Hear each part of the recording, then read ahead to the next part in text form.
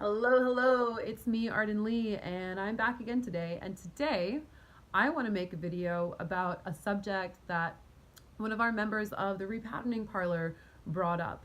If you're not familiar yet with the Re-Patterning Parlor, it is a free Facebook group where you can receive support from me and other like-minded peers who are also on the path to hacking their beliefs toward optimum success and happiness. You can find the link to that in the description box. You'll also find a link to a free PDF guide about the repatterning modality if you're curious about what it is that we do and you want to learn a little bit about it before you go ahead and join that group.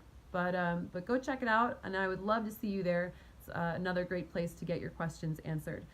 So the question that she asked today, which I would like to address in today's video, is she said, what do you do when you've done enough of the work to start listening to your body, but everything is so raw and painful still that you're not sure how to cope? And previously, your method of coping was, she said, nihilistic millennial memes. So, first of all, congratulations, first of all, to this particular member of the group for being guided to take a turn away from nihilism, right? Because we know that the world is a dumpster fire and everything is looking bad, but nihilism never solved anything. And we're here on the planet right now at this really critical juncture where so many things are falling apart and so many problems are coming to the surface. It's all coming up to be healed. And that's everything from ourselves and our bodies to our politics and our infrastructures, our systemic inequality, to also the environment. There's been a lot of scary things coming out in the last week about how doomed we are with global warming. I'm not going to get into that subject right now because that's not the topic of the video, but it's scary.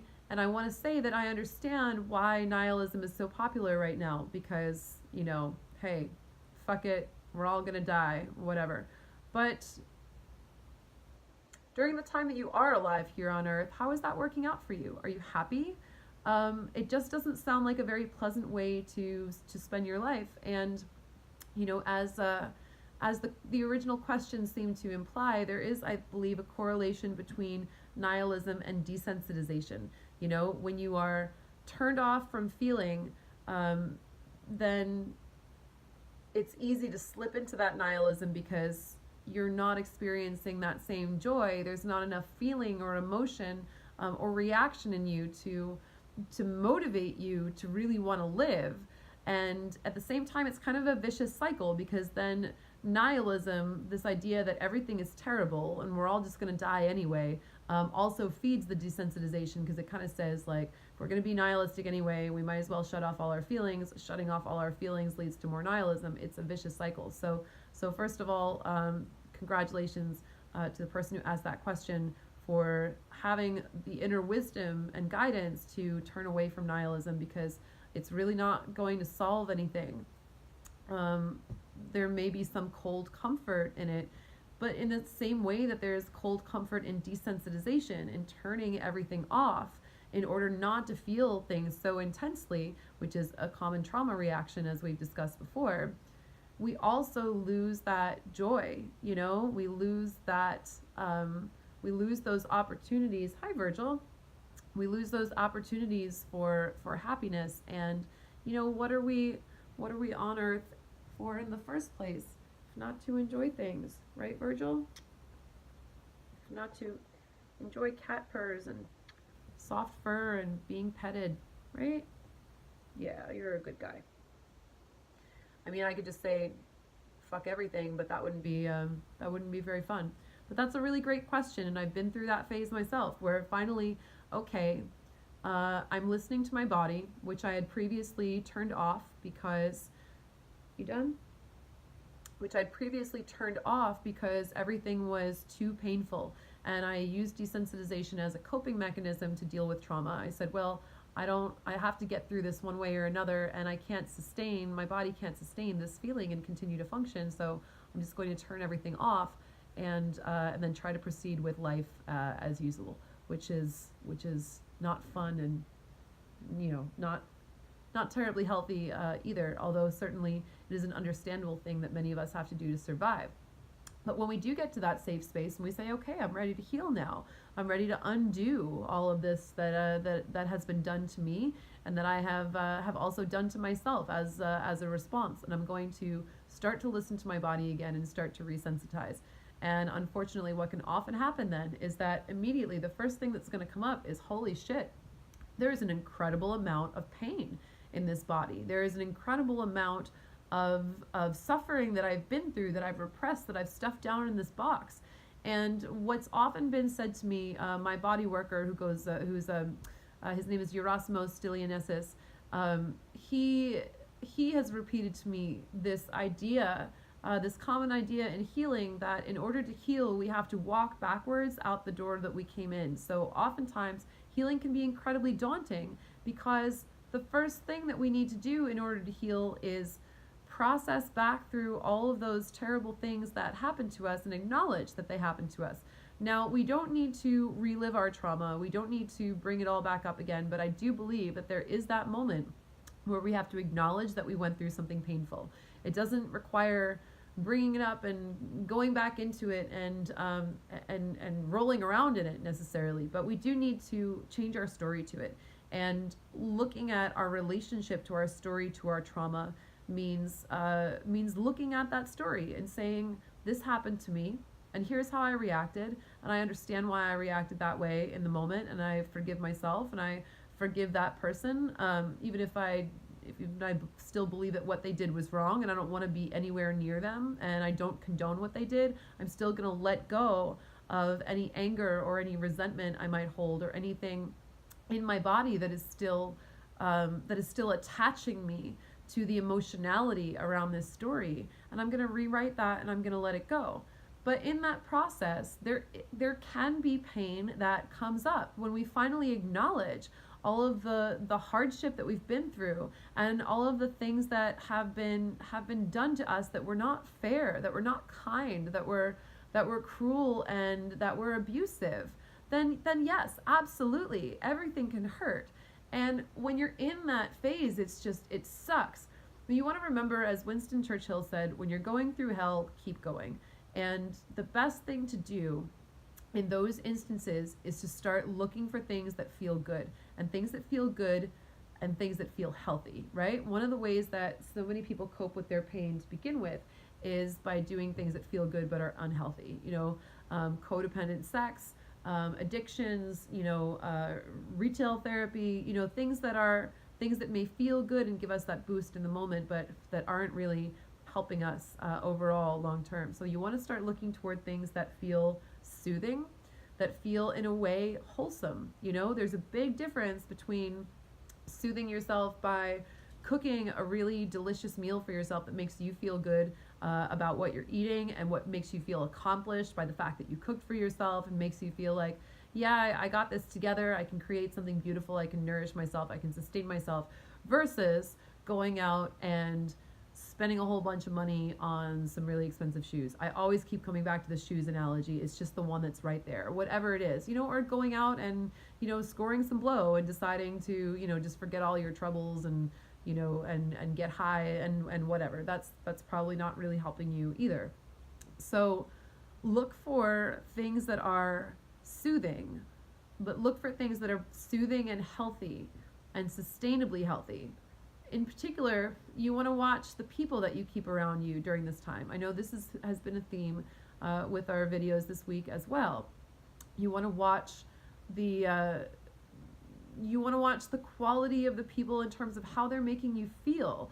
Do you have supportive people around you? Do you have a network of friends who understands what you're going through and is going to be sensitive to that? Do you have in your life, looking at your media diet? That's another thing that I made a video on this week. Your media diet is, what things are you consuming? What news channels you're watching, what movies you're watching, et cetera, et cetera. Are you leaning towards things that are soothing? Are you finding things that actually feel good, right? So sometimes during this phase, physical touch, non-sexual touch can be really important. cuddling with friends, cuddling with a pet. Originally the whole reason that Virgil moved in with me, Virgil used to be my parents' cat, and he decided he liked me better. They choose us, we don't always choose them. I chose him too. It's mutual. It took two to tango. But the reason I moved him in with me in my apartment in LA, where I reside currently, was that I was going through a depressive episode after a breakup, and having a cat that something soft and furry who loves me unconditionally that I could pet and cuddle was incredibly soothing to me. So pets, humans that you trust to cuddle and to give you non-sexual touch that comes without any strings, touch that you don't need to reciprocate. That's really going to be helpful too. Good foods that nourish your body. Bring it back down to those simple things, even something like having fresh flowers around your house, something that you can, creating your space, your home environment to be something that feels soothing, to be something that feels sustainable. All of these are ways to self-soothe.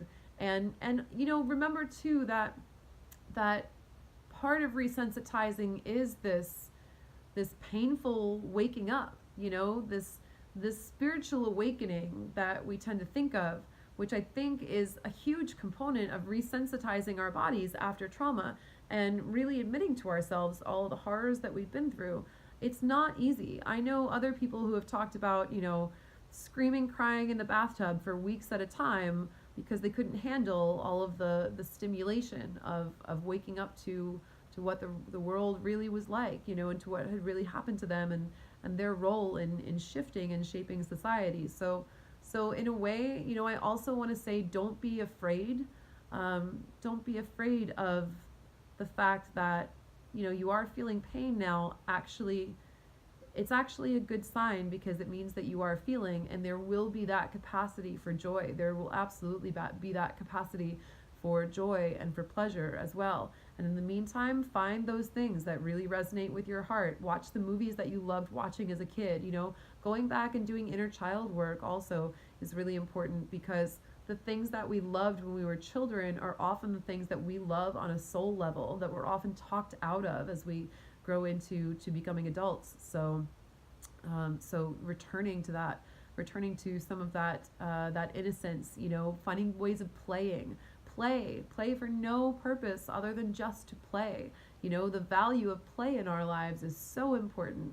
Going out and finding a swing set somewhere and just swinging to self-soothe, is another great way of doing things. Find those things that feel good to you, that feel healthy to you in your heart, and don't just feel like a temporary escape or another means of self-destructing. Surround yourself with people who feel healthy, with foods that nourish your body, with movies and music that feel good. Music in particular is capable of changing your state. Music, the beats per minute of a song can raise or lower your heart rate, so find music that you find soothing. Go on and listen to those like healing tones, the 532 hertz tones, 628 hertz tones that you can find on YouTube. Go and listen to those to self-soothe as well. There are a lot of ways of doing that, and find those things that make you feel better, and keep yourself on a steady rotation. And ultimately, finding these things that make you feel better, keeping them on a steady rotation, and ultimately creating things that are going to sustain you in those pathways, creating a lifestyle that is comprised of those things that make you feel better, is absolutely your path to healing. So to the person who asked that question, again, I applaud you, and do know that this question that you're asking is absolutely the question that would come up for you at this stage of your growth. And it's a question that you will probably continue to ask yourself, because the world may not stop being the dumpster fire that it is currently. The world may continue on, and it is up to us to, while we want to be advocates for a better and healthier world out there, we also don't want to wait and rely on the world to change before we start getting happy. So you can get happy today. Find the things that make you happy. One of mine is an owl lamp. It's right here. I just think it's adorable. Every time I look at it and switch it on, I get happy because I have an owl lamp. So I don't know. Whatever yours is, whatever your thing is that makes you happy, find those things and just ground into that. And you can do it.